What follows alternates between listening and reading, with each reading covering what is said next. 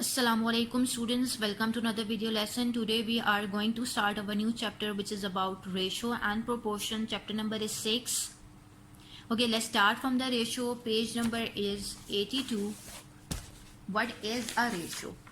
Basically, ratio is a comparison of two or more quantities with the same unit. Ratio हमारे पास comparison है between two or more quantities जिनके same unit होंगे. ठीक है, basically हम लोग कंपेयर भी सिमिलर क्वांटिटीज को ही कर सकते हैं, कभी भी डिसिमिलर क्वांटिटीज को हम कंपेयर नहीं कर सकते. लाइक मेरे पास अगर 2 बॉक्सेस हैं तो मैं एक बॉक्स के वेट को दूसरे बॉक्स के डायमेंशंस के साथ कंपेयर नहीं कर सकती. ठीक है, मैं एक बॉक्स के वेट को दूसरे बॉक्स के वेट के साथ ही कंपेयर कर सकती हूँ. ये इसी तरह रेशियो भी जो है सिमिलर क्वांटिटीज के दरमियान कंपैरिजन का नाम है. ठीक है, for example, if the speed of the red car is 50 km per hour, the speed of the black car is 60 km.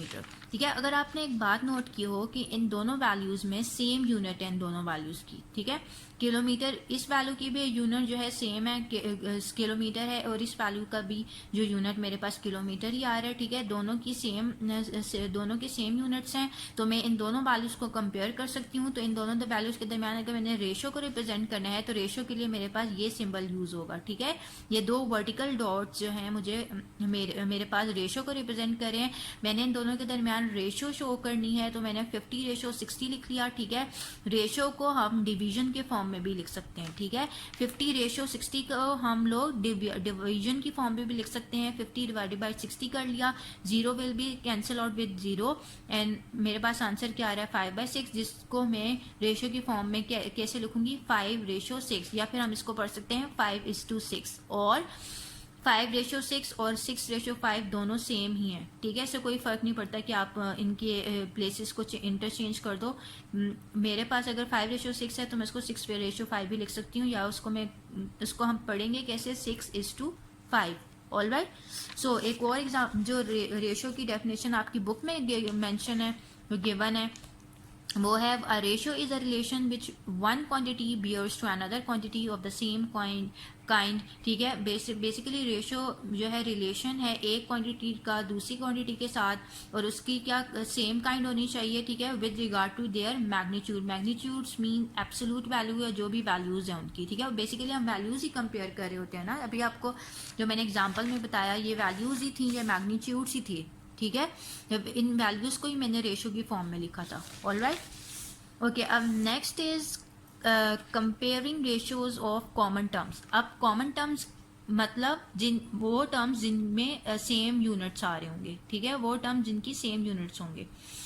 अब 2 बॉक्सेस हैं, एक का जो वेट है वो 3 kg है और सेकंड बॉक्स का जो वेट है वो 4 kg है. ठीक है, आपने देखा कि दोनों क्वांटिटीज के मेरे पास की जो है सेम यूनिट ही आ रहा है. ठीक है, दोनों क्वांटिटीज के सेम यूनिट है. अब आप इनको कंपेयर कैसे करोगे, मैंने लिखा weight of the first box divided by weight of the second box is equals to 3/4.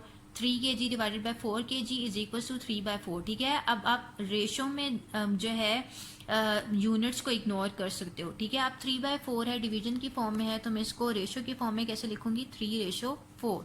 ठीक है, तो मैंने इन यूनिट्स को इग्नोर कर दिया. और आपने अब एक और बात याद रखनी है, underline this line, ratio has no unit. Ratio में हमारे पास कोई यूनिट नहीं होता. ठीक है, रेशियो का कोई यूनिट नहीं होगा. All right, underline this line. Next is comparing ratios of different terms. अब हमारे पास डिफरेंट टर्म्स जब आएंगी, मतलब 2 टर्म्स हैं विद डिफरेंट यूनिट्स, तो उनको हमने कैसे कंपेयर करना है, उसके लिए आप लोग ये एग्जाम्पल देखें. Consider 2 sticks of length 2 metre and 40 centimetre. मैंने 2 स्टिक्स ली हैं जिनकी लेंथ्स हैं, क्या लेंथ्स हैं, एक की तो 2 मीटर लेंथ है और दूसरे की 40 सेंटीमीटर लेंथ है.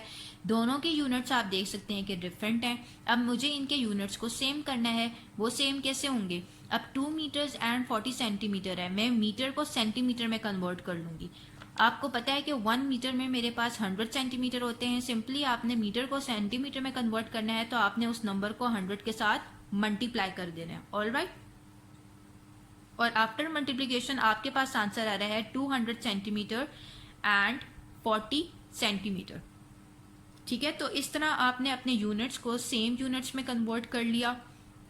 अब आप इजीली इनको कंपेयर कर सकते हो, रेशो की फॉर्म में लिख सकते हो 200 रेशो 40 लिख लिया, ठीक है। अब रेशो को मैं इजीली, आपको पता है कि मैं डिवीजन के फॉर्म में भी लिख सकती हूँ, is equal to 200 divided by 40 हो गया, zero will be cancel out with this zero and 4 1 जा 4, 4 5 जा 20, सो 5:1 मेरे पास आंसर आ गया है। और आप रेशो को सिंप्लीफाई भी कर सकते हो, ठीक है। 5:1 मेरे पास आंसर आ गया। अब रेशो में जो फर्स्ट क्वांटिटी होती है ना, उसको हम बोलते हैं एंटीसीडेंट, ऑलराइट। और जो सेकंड क्वांटिटी होगी रेशो के बाद वाली, उसको हम बोलेंगे कॉन्सिक्वेंट, ऑलराइट।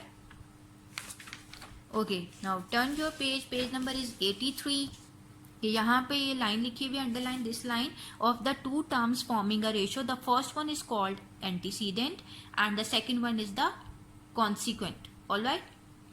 अब next is expressing ratios in the simplest terms. अब आपने किस तरह रेशियोज को सिंपलेस्ट फॉर्म में कन्वर्ट करना है, सिंपलेस्ट टर्म में कन्वर्ट करना है, आपको मैं एग्जांपल के थ्रू एक्सप्लेन करती हूँ। यहाँ पे मेरे पास एक रेशियो गिवन है 12:20। अब मुझे इसको सिंपलेस्ट फॉर्म में लाना है, सिंपलेस्ट टर्म में लाना है। रेशियो को आपको पता है कि मैं डिवीजन के फॉर्म में लिख सकती हूँ, मैंने 12 डिवाइडेड बाय 20 कर लिया। अब 12 और 20 का आपके पास कॉमन फैक्टर या कॉमन डिवाइजर क्या आ रहा है, 2। मैं 2 के टेबल से कटिंग कर सकती हूँ, 2 6 12, 2 10 20, ऑलराइट। देन 2 3 6, 2 5 10। अब 3 एंड 5 का कॉमन डिवाइजर 1 ही है। अब मैं फर्दर इसको सिंप्लीफाई नहीं कर सकती, तो मेरे पास आंसर आ रहा है 3/5 विच इज इक्वल टू 3:5। सो इस तरह आप अपने रेशियोज को सिंपलेस्ट टर्म में या सिंपलेस्ट फॉर्म में कन्वर्ट कर सकते हो, ऑलराइट। ओके बेटा, now turn your page, page number is 85, equivalent ratios. Next हमारे पास आ रहा है इक्वलेंट रेशियोज। इक्वलेंट रेशियोज क्या होंगी? Two ratios are equivalent if they give the same result when expressed in their simplest forms.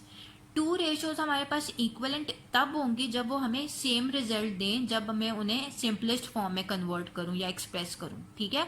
अब यहाँ पे एक बहुत इंपॉर्टेंट पॉइंट है, a ratio remains unaltered when both the terms are multiplied or divided by the same number. अच्छा, मेरे पास ratio पे कोई फर्क नहीं पड़ेगा अगर मैं उसको मल्टीप्लाई या डिवाइड कर रही हूँ सेम नंबर से, ऑलराइट। सो इसको भी अंडरलाइन कर लें आप लोग। एग्जाम्पल नंबर 10 है R20:30 एंड 24:36 इक्वलेंट रेशियोज। अब हमने बताने हैं क्या ये दो रेशियोज इक्वलेंट है।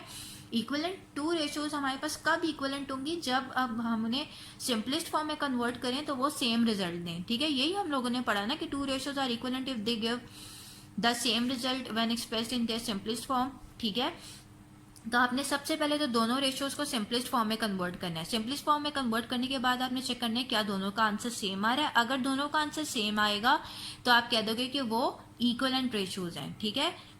अब मेरे पास सोल्यूशन में आपने सबसे पहले 20:30 इसको सिंपलेस्ट फॉर्म में आप कैसे कन्वर्ट करोगे? 20/30 डिवीजन की फॉर्म में लिख लिया, zero will be cancel out with zero और मेरे पास आंसर आ रहा है 2:3।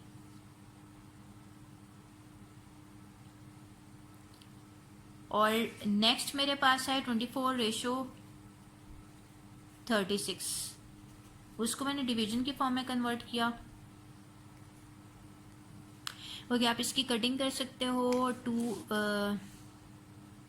2 के टेबल से 2 1 2, 2 2 4, 2 1 2, 2 8 16, देन अगेन 2 के टेबल से 2 6 12, 2 9 18, 3 2 6, 3 3 9। तो मेरे पास 2/3 आंसर आ रहा है विच इज इक्वल टू 2:3। तो बोथ केसेस में मेरे पास सेम आंसर आ रहा है, ठीक है। बुक वालों ने जो है जस्ट इन्होंने जो है इसको सिंप्लीफाई वो 4:6 तक किया हुआ है। ये हालांकि फर्दर सिंप्लीफाई हो सकता था, लाइक 2 2 4, 2 3 6, ठीक है। इसी तरह ये भी 2 2 4, 2 3 6, ये फर्दर और सिंप्लीफाई हो सकता था, लेकिन उन्होंने 4:6 तक ही सिंप्लीफाई किया है। आप इसको एंड तक सिंप्लीफाई करना, ठीक है। यहाँ पे हमारे जहाँ पे तो सिंपली जीरो विल भी जीरो जो है 0 0 से कैंसिल हो गया था, तो मेरे पास आंसर आ गया 2:3। एंड यहाँ पे 24:36 था, जिसको मैंने डिवीजन की फॉर्म में कन्वर्ट किया। आफ्टर कैंसिलेशन और सिंप्लीफिकेशन मेरे पास आंसर आ रहा है 2/3 और विच इज इक्वल टू 2:3। तो बोथ केसेस में मेरे पास आफ्टर सिंप्लीफिकेशन सेम आंसर आ रहा है। तो मैं कह सकती हूँ कि therefore 20:30 and 24:36 are equivalent ratios, all right। सो इस तरह आप किसी भी दो रेशियोज को बता सकते हो इजीली कि क्या वो इक्विवेलेंट रेशियोज हैं या नहीं. Alright, now come to the exercise 6 से find the ratio of, first part है हमारे पास 13 एंड 39. अब आपने रेशियो फाइंड आउट करनी है 13 एंड 39 की. सबसे पहले तो आपने इसको रेशियो की फॉर्म में लिख लिया 13 रेशियो 39. ठीक है, 13 रेशियो 39 है तो ऑब्वियसली आप इसको डिवीजन की फॉर्म में कन्वर्ट कर सकते हो. ठीक है, 13/39 हो गया. 13 वजह 13, 13 3 39 is equal to 1/3 is equal to, अब इसको रेशियो में कन्वर्ट करना है तो 1/3 आपका आंसर आ गया. ठीक है, now fourth part is 6.4 and 8. इसको रेशियो की फॉर्म में आपने लिखना है 6.4 रेशियो 8 लिख लिया. 6.4 डिवाइडेड बाय 8 किया. ठीक है, ऑब्वियसली रेशियो को डिवीजन की फॉर्म में कन्वर्ट कर सकते हैं. यहाँ से डेसिमल पॉइंट जब रिमूव करोगे तो नीचे आ जाएगा 10. ऑब्वियसली पॉइंट के बाद यहाँ पे 1 डिजिट है तो आप 1 के बाद एक 0 लगाओगे. 64 as it is 8 multiply by 10 80. Then आपने इसको की कैंसिलेशन कर लेनी है. 8 10 जार 80, 8 8 जार 64, 2 4 जार 8 एंड 2 5 जार 10. तो जो फर्दर सिंप्लीफाई नहीं होता तो 4/5 आंसर आ गया which is equal to 4:5. Fifth part है 36 kg एंड 80 kg. ठीक है, 36 रेशियो 80 लिख लिया. डिवीजन के फॉर्म में लिखा 36 divided by 80. Then 4 9 36, 4 2 8 and 0 as it is 9/20 answer आ गया जो फर्दर सिंप्लीफाई नहीं होता. और मेरे पास रेशियो में आंसर क्या आ रहा है 9:20. डिवीजन को मैं इजीली रेशियो की फॉर्म में लिख सकती हूँ. आपको पता है कि रेशियो को मैं डिवीजन की फॉर्म में कन्वर्ट कर सकती हूँ और डिवीजन को रेशियो की फॉर्म में लिख सकती हूँ. ठीक है, तो 9:20 is the answer. 8 part is 60 centimetre and 3 metres. अब आपके पास यहाँ पे अनलाइक यूनिट्स हैं. ठीक है, सिमिलर यूनिट्स नहीं है, डिसिमिलर यूनिट्स हैं. आपने इसको सेम यूनिट्स में कन्वर्ट करना है. आपने सिंपली 3 मीटर्स को सेंटीमीटर्स में कन्वर्ट करने के लिए आपको क्या करना पड़ेगा, multiply by 100 because 1 metre is equal to 100 centimetre. इस तरह आपका जो 3 मीटर्स है वो सेंटीमीटर्स में कन्वर्ट हो जाएगा. ऑलराइट, तो 6 सेंटीमीटर एंड 300 सेंटीमीटर आ गया. आप इनको इजीली कंपेयर कर सकते हो, इजीली रेशियो के फॉर्म में लिख सकते हो. 60 रेशियो 300 हो गया. रेशियो को आपने डिवीजन के फॉर्म में कन्वर्ट कर लिया. 0 will be cancel out with 0. 6 1 6 6 5 30 is equal to 1/5 is equal to 1:5. Alright, now next is 0.5 metres and 75 centimetres. अब मीटर्स हैं, सेंटीमीटर्स हैं, यहाँ पे भी सेम यूनिट्स नहीं है. इनको आपने सेम यूनिट्स में कन्वर्ट करना है. उसके लिए आप लोग क्या करोगे, सिंपली आपने मीटर्स को सेंटीमीटर्स में कन्वर्ट करने के लिए मल्टीप्लाई बाय 100 किया और आंसर आ गया 50 सेंटीमीटर एंड 75 सेंटीमीटर. 50 सेंटीमीटर कैसे आया, 0.5 मल्टीप्लाई बाय 100 है ना. पॉइंट यहाँ से रिमूव किया, नीचे आ गया 10. 0 will be cancel out with 0. 5 multiply by 10 is equal to 50. So इस तरह मेरे पास 50 सेंटीमीटर आ गया. 50 सेंटीमीटर एंड 75 सेंटीमीटर. अब इनको आप रेशियो की फॉर्म में लिख सकते हो. 50 रेशियो 75 हो गया. रेशियो को आपने डिवीजन की फॉर्म में कन्वर्ट किया. 5 10 ज़ा 50, 5 1 ज़ा 5, 5 5 ज़ा 25. ठीक है, देन 5 2 ज़ा 10, 5 3 ज़ा 50, जो 5 3 ज़ा 15 जो कि फर्दर सिंप्लीफाई नहीं हो सकता. तो 2:3 हमारे पास आंसर आ गया. सो this is your answer. Okay बेटा, जो इसके रिमेनिंग पार्ट्स हैं वो आप लोगों ने होमवर्क में करने हैं. पार्ट 2 3 6 7 एंड 9 ये जो होमवर्क, ये पार्ट्स आप लोगों ने होमवर्क में करने हैं. Okay, question number 2 is an alloy contains 13.5 grams of copper and 4.5 grams of zinc. Find the ratio of mass of copper to zinc in the alloy. Alloy basically एक special kind of metal है जिसको different metal से बनाया जाता है. इसमें जो है 13.5 grams of copper हमें given है और 4.5 grams of zinc given है. हमें find out करना है find the ratio of mass of copper to zinc. उसके लिए आप लोग क्या करोगे, look at here. कॉपर की जो वैल्यू गिवन है वो है 13.5 ग्राम्स. जिंक की वैल्यू है वो है 4.5 ग्राम्स. ठीक है, अब ratio of copper two zinc find out करना है तो मुझे पहले कॉपर की वैल्यू लिखनी है. 13.5 लिख ली. रेशियो जिंक की वैल्यू है 4.5. रेशियो को मैं डिवीजन की फॉर्म में लिख सकती हूँ. मैंने लिखा 13.5 डिवाइडेड बाय 4.5. यहाँ पे पॉइंट रिमूव किया तो नीचे आ गया मेरे पास 10 और नीचे मैंने 4.5 का जब पॉइंट रिमूव किया तो मेरे पास ऊपर आ गया 10. So this 10 will be cancel out with this 10. ठीक है, मेरे पास आंसर आ रहा है 135 डिवाइड बाई 45 जिसकी कैंसिलेशन हो सकती है. 5 9 ज़ा 45, 5 2 ज़ा 10, 5 7 ज़ा 35, 9 1 ज़ा 9, 9 3 ज़ा 27. So 3/1 is equal to 3:1. So this is your answer. 3/1 को मैंने रेशियो की फॉर्म में लिख लिया 3:1. Alright, now question number 3 is Wahida purchased 8 textbooks, each costing rupees 12, and 4 storybooks, each costing rupees 9. Find the ratio of the amounts she spent on the two types of books. ठीक है, अब वाहिदा ने 8 text books purchase की है, each text book की जो price है वो है 12, और 4 स्टोरी बुक्स परचेज की हैं और ईच स्टोरी बुक की जो प्राइस है वो है ₹9. अब मुझे फाइंड आउट करनी है ratio of the amount she spent on the two types of books. उसके लिए आप लोग क्या करोगे, cost price of 1 text book given है विच इज इक्वल्स टू ₹12. तो 8 टेक्स्ट बुक्स की कॉस्ट प्राइस फाइंड आउट करने के लिए आपने 12 को सिंपली 8 के साथ मल्टीप्लाई कर लेना है, तो आपके पास आंसर आएगा 96. Then cost price of 1 story book given है विच इज इक्वल्स टू ₹9. आपने cost price of 4 story books find out करने के लिए 9 को सिंपली 4 के साथ मल्टीप्लाई करना है, तो आपके पास आंसर आ जाएगा 36. अब रेशियो ऑफ अमाउंट्स, आपने इन अमाउंट्स की रेशियो फाइंड आउट करनी है, सिंपली 96 रेशियो 36 कर लिया, 96 डिवाइडेड बाय 36, देन 3 1 3 सॉरी यहाँ पे 2 के टेबल से आपने कैंसिलेशन करनी है, नॉट 3. 2 1 2, 2 8 16, 2 4 8, 2 8 16. ठीक है, then 6 3 18, 6 8 48 is equals to 8/3 which is equals to 8/3. ठीक है, तो आप 8/3 को रेशियो की फॉर्म में कैसे लिख सकते हो, 8/3. सो this is your answer.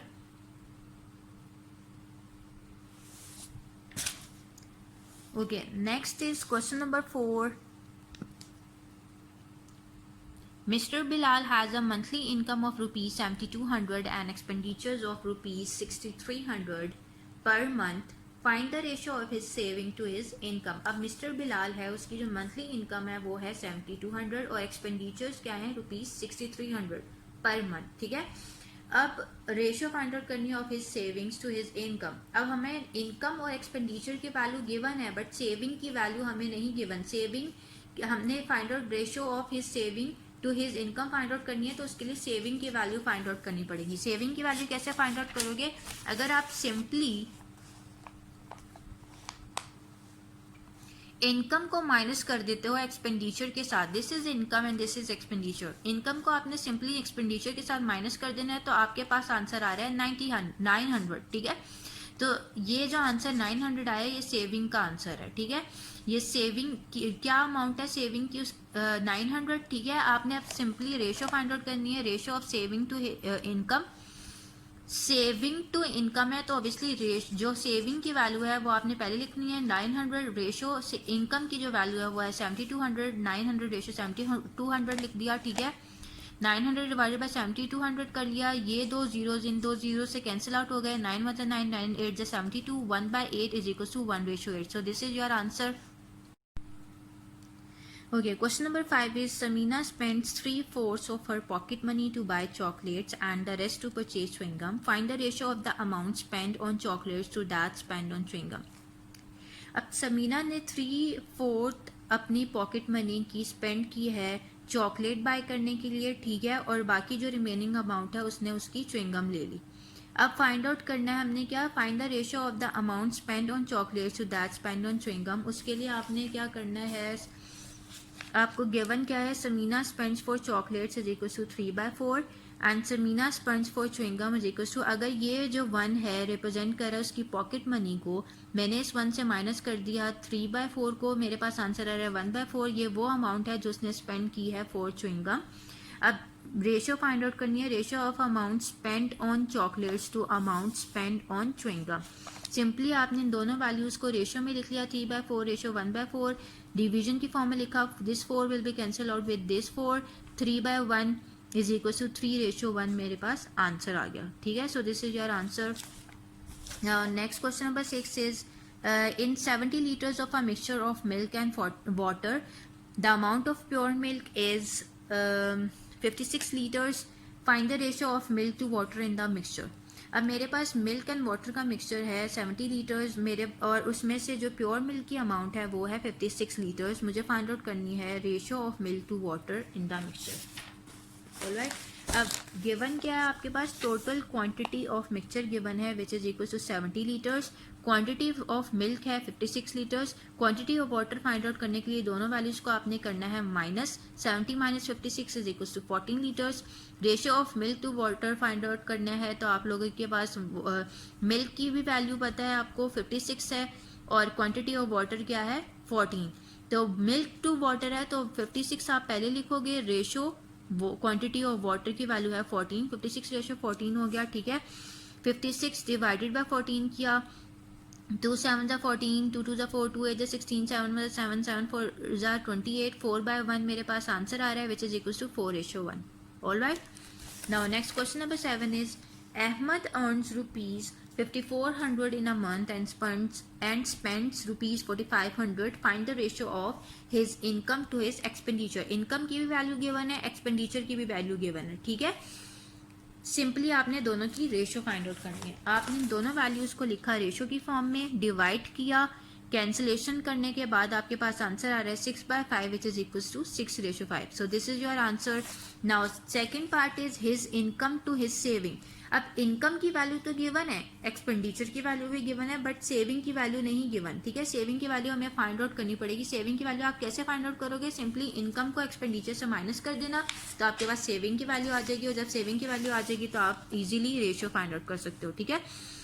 Saving निकालने के लिए इनकम माइनस एक्सपेंडिचर कर लिया। Income is 5400 minus expenditure is 4500, दोनों की वैल्यूज को माइनस किया तो मेरे पास 900 आ रहा है, ठीक है। Ratio of income to saving is equal to 5400, ratio 900 हो गया। इनकम टू सेविंग है तो इनकम की वैल्यू मेरे पास थी 5400, ratio saving is 900. All right, उसके बाद आपने इनको डिवीजन की फॉर्म में लिख लिया। ये दो जीरोज इन दो जीरोज के साथ कैंसिल आउट हो गए, 9 1 जा 9, 9 6 जा 54, 6/1 is equal to 6:1. So this is your answer. And third part is his expenditure to his saving, ठीक है। अब एक्सपेंडिचर गिवन है विच इज इक्वल टू 4500 और सेविंग्स तो हमने अभी बी पार्ट में, सेकंड पार्ट में फाइंड आउट कर ली है, ठीक है। आपने अब दोनों को रेशियो की फॉर्म में लिख लिया, ठीक है। 4500 डिवाइडेड बाय 900 कर लिया, ये जीरोज इन जीरोज के साथ कैंसिल आउट हो गए, 9 1 9, 9 5 5 जा 45, 5/1 is equal to 5:1. So this is your answer.